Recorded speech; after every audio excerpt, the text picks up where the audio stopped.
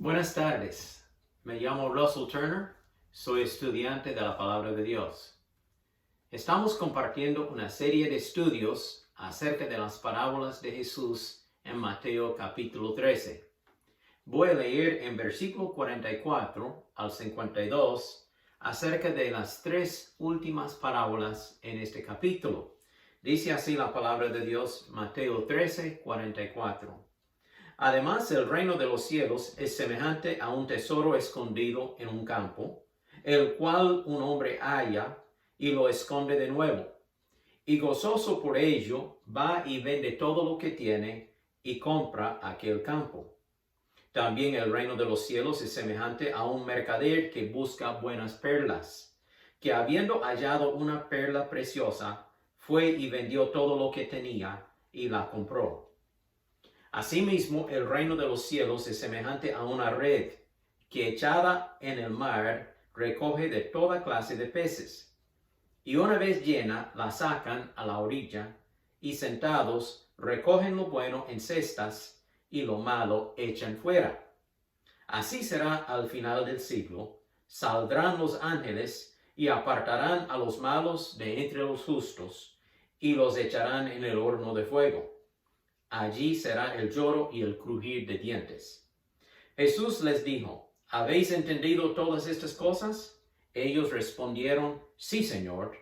Él les dijo, por eso todo escriba docto en el reino de los cielos es semejante a un padre de familia que saca de su tesoro cosas nuevas y cosas viejas. Por medio de las parábolas, Jesús nos enseña que el reino de los cielos es una mezcla de lo bueno y lo malo, de lo verdadero y lo falso, del trigo y la cizaña. Al final de este siglo, que actualmente será al final de la tribulación, Jesucristo el Rey va a enviar a sus ángeles a recoger las gentes y dividirlas en dos grupos, las ovejas y los cabritos. Habla de esto en Mateo 25, del 31 en adelante, se llama el juicio de las naciones. Las ovejas, o sea, las personas que aceptaron el evangelio de salvación de Jesucristo, entrarán al reino terrenal del Señor por 1000 años. Los cabritos, o sea, las personas que rechazaron el mensaje del evangelio y la salvación por fe en Cristo Jesús, serán condenados y echados en el infierno. También toda persona que se arrepiente de su pecado y acepta a Jesucristo como su Salvador durante esta época, o sea, la edad de la iglesia, la edad de la gracia, estas personas entrarán al reino con Cristo y reinará con Él sobre la tierra. Estoy hablando de usted y yo, que hemos recibido a Cristo como nuestro Salvador. Bueno, al final de esta época de la iglesia, en el cual estamos viviendo ahora mismo, pero antes de la tribulación, Jesucristo vendrá del cielo y nos arrebatará a su presencia en un evento que se llama el rapto o el arrebatamiento. Este es el próximo evento profético que estamos esperando que ocurra. El rapto, cuando Cristo vendrá del cielo y resucitará a los muertos en Cristo, los que ya murieron siendo salvos, y nosotros que todavía vivimos seremos arrebatados juntamente con aquellos y estaremos en la presencia del Señor. Durante 7 años estamos en el cielo con el Señor mientras este mundo está pasando por la tribulación. Cuando se hayan cumplido aquellos 7 años de tribulación sobre la tierra, nosotros volveremos del cielo con el Señor Jesucristo y veremos el juicio de las naciones que acabo de mencionar, las ovejas y los cabritos, divididos en dos grupos. Este juicio que ocurre sobre la tierra acerca de aquellas personas que sobrevivieron la tribulación, que no murieron durante los juicios y las pestilencias de la tribulación. Y este evento será el final de este siglo, como dice aquí en el versículo 49. Así será al final del siglo, saldrán los ángeles y apartarán a los malos de los justos. Entonces podemos entender que las parábolas que hemos visto en Mateo capítulo 13, en estos estudios pasados hasta el día de hoy, cubren el tiempo tanto de la iglesia de hoy día, desde Pentecostés en adelante, pero también incluye el tiempo de la tribulación, los 7 años de tribulación, y el final del siglo será cuando Cristo ya regresa para establecer su reino de 1000 años sobre la tierra. Vamos a concluir este estudio hoy viendo estas 3 últimas parábolas, y el primero se titula El tesoro escondido. Habla de un hombre que halla un tesoro escondido en un campo, y el hombre, gozoso por este descubrimiento, va y vende todo lo que tiene para comprar aquel campo y así obtener el tesoro escondido en ese campo. Ahora, la interpretación común y corriente de esta parábola es que el hombre es un pecador que haya un tesoro escondido, que supuestamente es la salvación en Cristo, y el mismo pecador renuncia todo lo que tiene para poder comprar a Cristo. Bueno, yo encuentro algunos problemas con esta interpretación. Entonces, déjeme presentarle otra interpretación que quizá yo creo que estará de acuerdo más con la hermenéutica bíblica, o sea, la interpretación correcta de la palabra. Primero, Jesucristo no es un tesoro escondido. Como habla aquí, es un tesoro escondido en la tierra, pero Jesús no es un tesoro escondido. Él es quizá la persona más conocida en toda la historia de la humanidad. Y el mensaje de la salvación es anunciada a todo el mundo. No es un mensaje escondido. Por eso yo digo que el tesoro escondido no es la salvación, es otra cosa. Ya veremos qué puede ser. Después, otro problema que encuentro aquí es que el pecador no puede hallar a Cristo porque es un ciego perdido. La Biblia dice que nosotros estábamos perdidos y ciegos en nuestro pecado. Más bien, Cristo es el que nos busca a nosotros y nos salva. Dice Lucas 19:10, el Hijo del Hombre vino a buscar y a salvar lo que se había perdido. Como la oveja perdida, de los 100 ovejas, 99 en el redil y una oveja perdida, y el pastor sale y busca a aquella oveja. Cristo vino y nos buscó a nosotros. Y por último, otro problema que encuentro aquí con esta interpretación, que el tesoro escondido es Cristo, el cual no acepto más bien, porque ningún pecador puede comprar la salvación. Dice que este hombre sale y vende todo lo que él tiene para poder comprar aquel campo. Bueno, la salvación no se vende. La salvación no se compra. La salvación es un regalo. Es un regalo de Dios. Nosotros aceptamos gratuitamente la salvación que Cristo provee por medio de su sacrificio en la cruz del Calvario. La salvación es gratis, es el regalo de Dios. Entonces, esta parábola declara que el hombre compra todo el campo. Ahora, ya hemos establecido en 13:38, en este mismo capítulo, que el campo es el mundo. Entonces, ¿sería que el pecador tiene que comprar todo el mundo para poder encontrar la salvación en Cristo? No lo creo. Por eso yo no creo que esta parábola está hablando de un pecador que haya un tesoro, la salvación escondido en el campo, en el mundo, y él va y vende todo lo que tiene para comprar la salvación. No, yo creo que es una interpretación equivocada. Entonces, ¿qué significa esta parábola? Bueno, yo creo que la Biblia nos enseña que Israel es el tesoro. El pueblo de Israel, el pueblo judío, es el tesoro.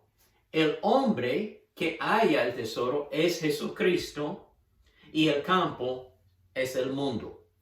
Hablemos de esto.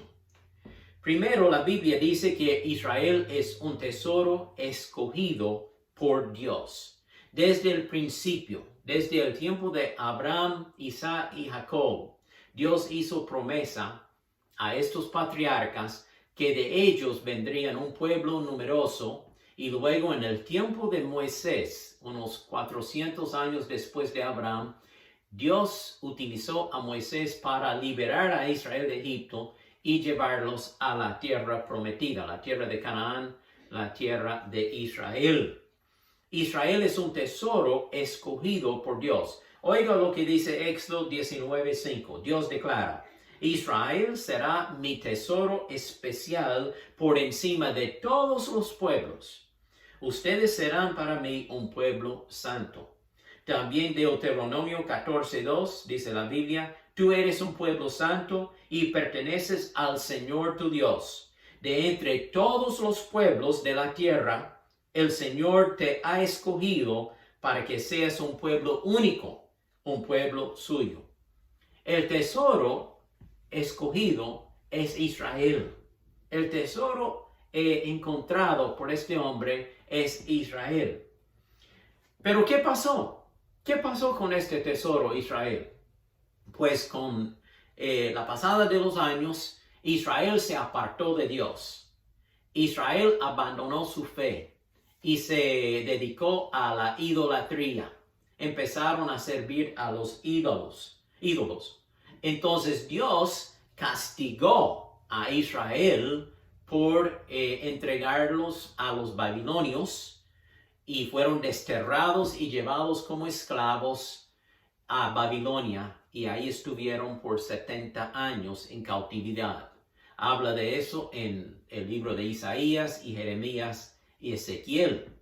Daniel, el profeta, es uno que sufrió este oprobio. Él fue llevado de joven, de unos 15, 16 años quizá, a Babilonia, y vivió el resto de su vida en Babilonia, siendo cautivo allí en aquella tierra lejana.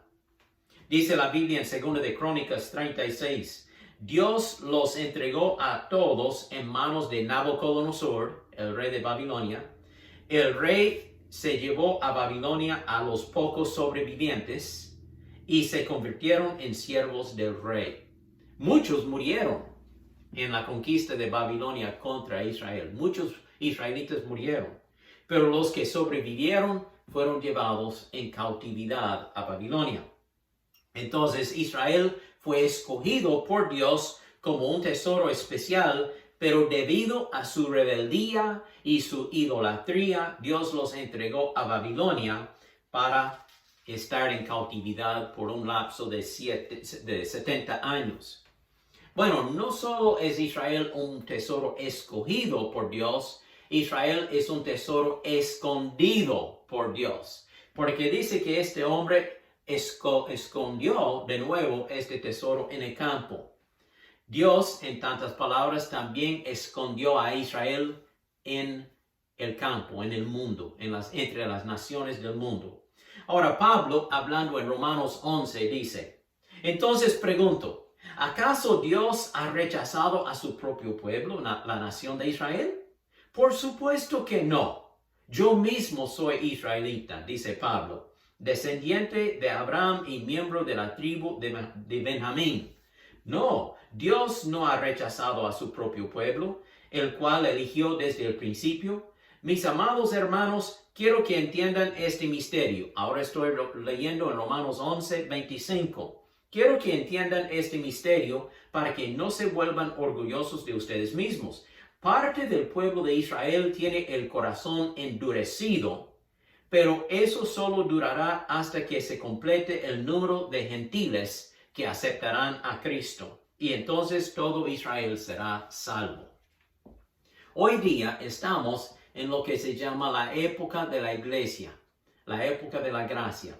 Cristo está formando su iglesia, su esposa espiritual, y se compone mayormente de gentiles, de gentes que no son judíos, porque los judíos tienen el corazón endurecido. En este momento, la mayoría de ellos no aceptan a Cristo como el Mesías. Pero durante los 7 años de la tribulación, Dios va a hacer una obra en el corazón de los judíos y ellos cambiarán de parecer y ellos aceptarán a Cristo como el Mesías. Y luego al final de la tribulación, Cristo los salvará. El tesoro es escondido en el campo. En este momento, siendo que el mundo es el campo, como ya hemos establecido en otras parábolas, Israel ha sido dispersado por todo el mundo entre las naciones. Cristo vino la primera vez hace 2000 años y se presentó a Israel como el Mesías, pero los fariseos, los escribas, los líderes religiosos rechazaron a Cristo y lo crucificaron. Por lo tanto, Jesucristo volvió a esconderlos en las naciones del mundo. Fueron dispersados. Pocos años después de la resurrección de Cristo, los romanos llegaron a Israel y dispersaron a los israelitas, al pueblo judío, a todas las naciones habitadas en ese momento en el mundo. Y hasta que venga Cristo a reinar, Israel está dispersada, repartida entre las naciones del mundo.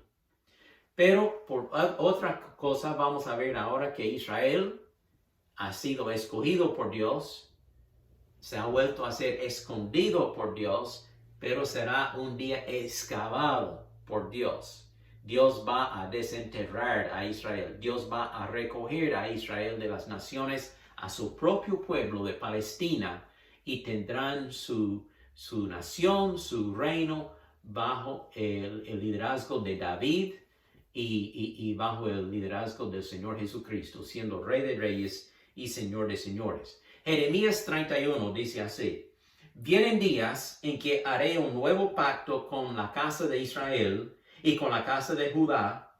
Pondré mi ley en su mente y la escribiré en su corazón. En otras palabras, van a tener una conversión a Cristo Jesús. Y yo seré su Dios y ellos serán mi pueblo. Dios va a excavar, va a desenterrar a Israel de este mundo y va a darle su tierra prometida, la tierra de Palestina, y ellos vivirán con felicidad y bendición de Dios en su propia tierra.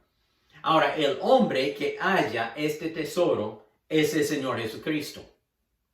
Él dio su vida. Dice que este hombre fue y vendió todo lo que tenía. Cristo dio su vida. Derramó su sangre para salvar a Israel y también a todo el mundo, a toda persona que se arrepiente de su pecado y acepta a Cristo como Salvador. Dice 1 de Pedro 1:18, tengan presente que han sido rescatados de su vana manera de vivir, o sea, de su pecado, la cual heredaron de sus padres. Sus padres eran pecadores, entonces usted y yo somos pecadores. Pero somos redimidos no con cosas corruptibles como oro o plata, sino con la sangre preciosa de Cristo, como de un cordero sin mancha y sin contaminación. Cristo dio su propia vida en la cruz del Calvario para darnos salvación. Entonces, yo creo que podemos ver, para resumir, que Jesucristo es el hombre que halló el tesoro a Israel, lo escogió, lo volvió a esconder, pero un día lo va a descubrir, lo va a excavar de nuevo, vendió todo lo que tenía, dio su vida para poder comprar la salvación de Israel. Usted y yo no compramos la salvación, recibimos la salvación por fe, pero Cristo sí la compró. Él pagó por nuestros pecados por medio de su muerte en la cruz. Bueno, en una manera similar vamos a la siguiente parábola, la perla preciosa. Dice en versículos 45 y 46 que el reino de los cielos es como un mercader, un comerciante que busca buenas perlas, y cuando haya una perla preciosa de mucho valor, él va y vende todo lo que tiene y compra aquella perla. Ahora, tal como Israel es el tesoro escondido, la iglesia es la perla preciosa. El tesoro escondido en el tiempo del Antiguo Testamento, la perla preciosa en el tiempo del Nuevo Testamento. De nuevo, muchos creen que esta parábola significa que el hombre que busca perlas es el pecador que anda buscando la salvación, y cuando haya la salvación, él vende todo lo que tiene para poder comprarla. Yo veo varios problemas con esta interpretación. De nuevo, Jesucristo es el que nos busca a nosotros. Nosotros no le buscamos a Él. También, como ya hemos establecido, la salvación es un regalo. No podemos comprarla. La recibimos como un regalo de Dios. Entonces, ¿cuál es el significado de esta parábola de la perla? Pues Jesucristo vino y buscó no solo a Israel como tesoro escondido, sino buscó a los gentiles, a las naciones del mundo que no son judíos, ¿verdad? A todas las demás naciones, sean rusos, chinos, norteamericanos, latinoamericanos, sea de cual nación que sea, Cristo vino y nos buscó a nosotros para poder salvarnos. Y Él dio su vida también a la cruz de Calvario para salvarnos a nosotros. La perla entonces representa la iglesia, el mercader es Jesucristo y Él dio su vida para salvarnos y hacernos su esposa espiritual. Dos cosas aquí acerca de esta parábola. Jesús vino y buscó la perla de gran precio. La perla vive en las profundidades del mar, en la ostra. Ahí es donde se halla. El mar en la Biblia representa toda la humanidad, las naciones. Oiga lo que dice Apocalipsis 17:15. El ángel también me dijo, las aguas que has visto, o sea, el mar, son la multitud de pueblos, naciones y lenguas. Bíblicamente, proféticamente, las naciones son representadas por el mar. Entonces la perla se halla en el mar. Jesucristo murió por todo el mundo para salvarnos, y nosotros hemos sido rescatados de nuestros pecados y del mundo y de las profundidades del pecado por medio de fe en Él. Cuando nosotros nos arrepentimos de nuestros pecados y aceptamos a Cristo, recibimos esa salvación. Cristo, en otras palabras, nos hace su perla. Somos la perla del Señor. Dice la palabra en Salmo 86:13. Con todo el corazón te alabaré, oh Señor mi Dios, me has rescatado de las profundidades de la muerte. La paga del pecado es muerte, pero Cristo nos ha rescatado como una perla preciosa de las profundidades de la muerte. Otra cosa acerca de esta parábola es que Jesús compró esta perla con su vida sacrificada. Él derramó su sangre en la cruz para salvarnos de nuestro pecado y darnos vida eterna. Dice Efesios 5:25, Cristo amó a la iglesia y se entregó a sí mismo por ella para presentársela a sí mismo una iglesia gloriosa. Segunda de Corintios 8:9, Pablo dice, pues ustedes ya conocen la gracia de nuestro Señor Jesucristo, que por amor a ustedes, siendo rico, Cristo siendo rico allá en el cielo, se hizo pobre, vino a esta tierra, para que con su pobreza, usted y yo, fueron enriquecidos. Para que ustedes fueran enriquecidos, o sea, con la salvación. Hay una sola iglesia en Jesucristo. Toda persona que pone su fe en Cristo y lo recibe como su Salvador personal es miembro y parte de esa iglesia. Y un día nosotros estaremos con el Señor Jesucristo en su propia presencia en el cielo. Ahora llegamos a la tercera parábola de este estudio, la red, en versículos 47 al 50. Mateo 13, 47 en adelante. Y dice la palabra de Dios que el reino de los cielos es semejante a una red que se echa al mar, y dentro de la red se recoge toda clase de peces, tanto buenos como malos. Y cuando vienen a la orilla, los pescadores, ellos abren la red y empiezan a dividir los peces en dos grupos. Y los buenos peces que se pueden comer son echados en cestas para vender en el mercado. Y los peces malos, la chatarra, como decimos en Costa Rica, pues entonces esto sí está deshecho y habla en forma figurativa como pecadores que son echados al horno de fuego. La red es echada al mar, y se acuerda, el mar representa todas las naciones y recoge toda clase de peces, o sea, de personas. El mar representa las naciones grandes y pequeñas y pueblos y gentes alrededor del mundo. Hay toda clase de persona en el cristianismo de hoy día. Vemos tanto lo bueno como lo malo, lo verdadero y lo falso. En un estudio anterior vimos la parábola del trigo y la cizaña. El trigo siendo las personas verdaderas, los creyentes reales, verdaderos, genuinos, y la cizaña siendo las personas falsas que profesan ser cristianos, pero en realidad no lo son. Ahora, los peces en la red son divididos en dos grupos. Los peces buenos son los cristianos y van al cielo, su destino es el cielo. Los peces malos son los incrédulos y su destino es el lago de fuego. Y esto, como ya hemos establecido, ocurrirá en el juicio de las naciones en Mateo capítulo 25, cuando se dividen en dos grupos las ovejas y los cabritos. Aquí en esta parábola son peces buenos y peces malos.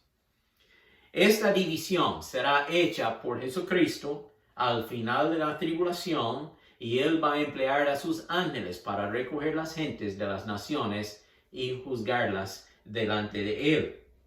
Ahora, para concluir esta serie de estudios en las parábolas, Jesús habla en versículos 51 y 52. Primero Él hace la pregunta: ¿entienden lo que les he enseñado?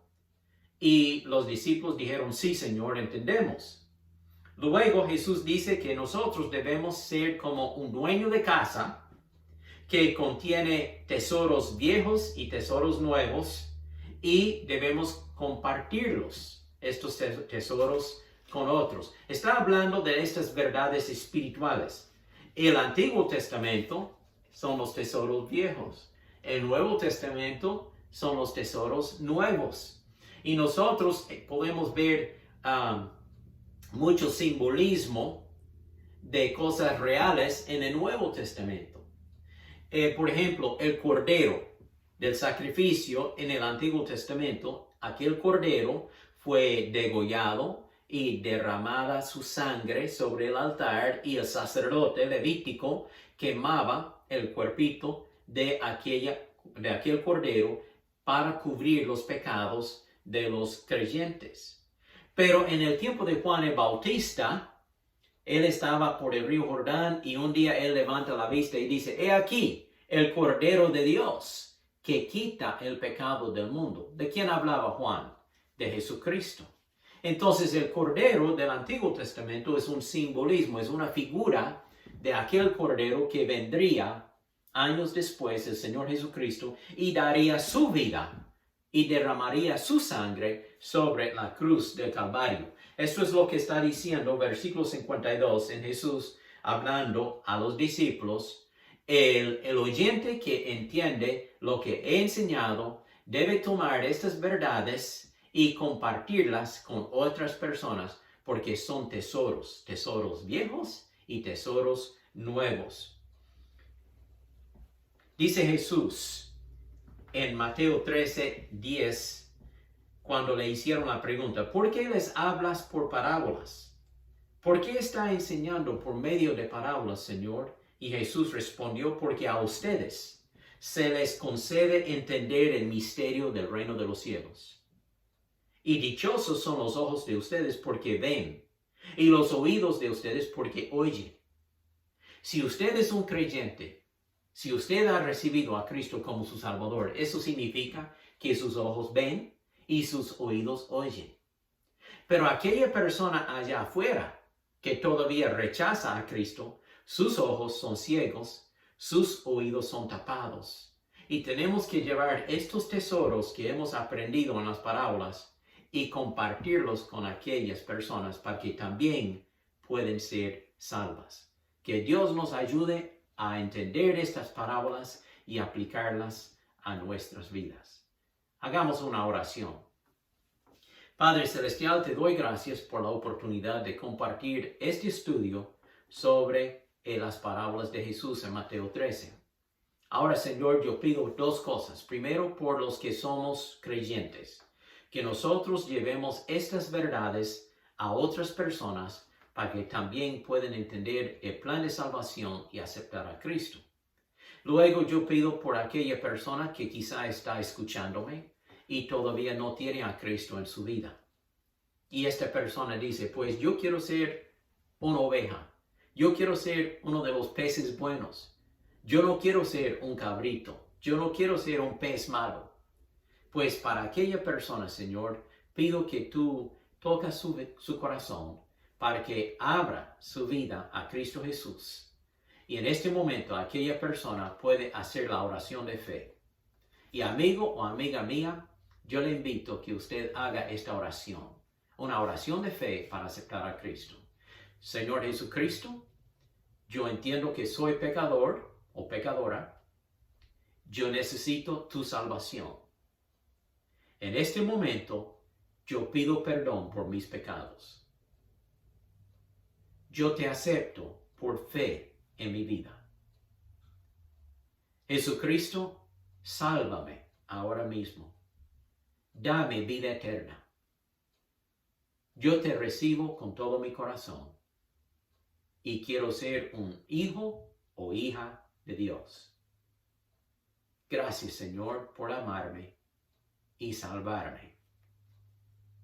Ahora, Señor, ayúdame a entender tu palabra y leerla cada día. En el nombre de Jesús. Amén.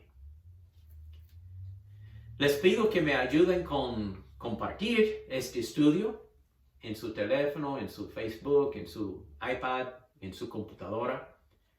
Haga compartir ahí el clic para que otros puedan también recibir esta enseñanza. Todavía no hemos concluido el estudio de las parábolas, pero ya hemos concluido en capítulo 13 de Mateo, pero estudiaremos otras parábolas en los días venideros. Que Dios les bendiga.